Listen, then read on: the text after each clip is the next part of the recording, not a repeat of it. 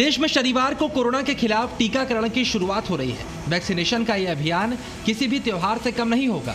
साल 2020 से इस महामारी ने भारत ही नहीं पूरी दुनिया को इतना परेशान कर दिया था कि हर किसी के मन में सिर्फ एक ही सवाल था,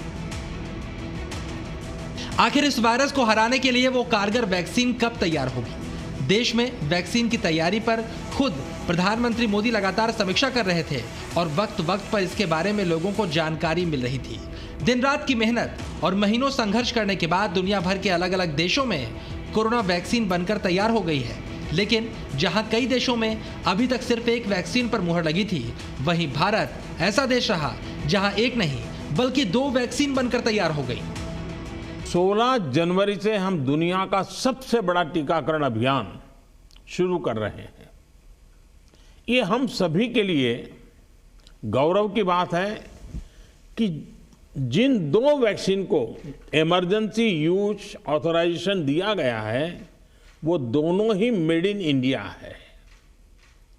इतना ही नहीं, 4 और वैक्सीन प्रोग्रेस में है।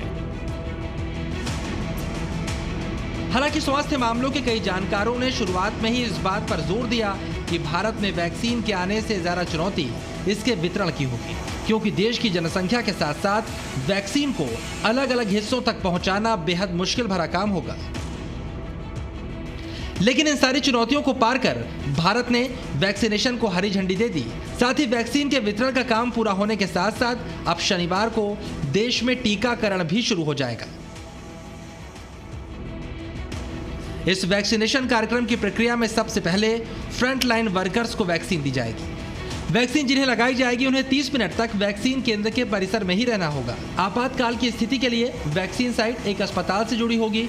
वैक्सीन लगाने में सबसे अहम भूमिका कोविन ऐप की होगी। देश में कुल 60 वैक्सीन स्टोरेज प्वाइंट बनाए गए हैं। 7 ऐसे राज्य हैं जहां 1 से ज्यादा स्टोरेज प्वाइंट है। वैक्सीन को रखने के लिए देश भर में 28,600 कोल्ड चेन प्वाइंट्स हैं। बड़ी बात जो मैं दोहराना चाहता हूं कि हमारी दोनों वैक्सीन्स दुनिया की दूसरी वैक्सीन से ज्यादा कॉस्ट इफेक्टिव है। सबसे खास बात तो यह है कि कोरोना वैक्सीन जिन्हें लगाई जाएगी उनसे खुद प्रधानमंत्री मोदी संवाद करेंगे। देश के लिए इससे भी ज्यादा गर्व की बात यह है कि स्वदेशी वैक्सीन पर दुनिया के कई देशों ने भरोसा भी जाहिर किया है और लगातार वैक्सीन की डिमांड बढ़ रही है। यानी देश की वैक्सीन अब दुनिया के काम आ रही है।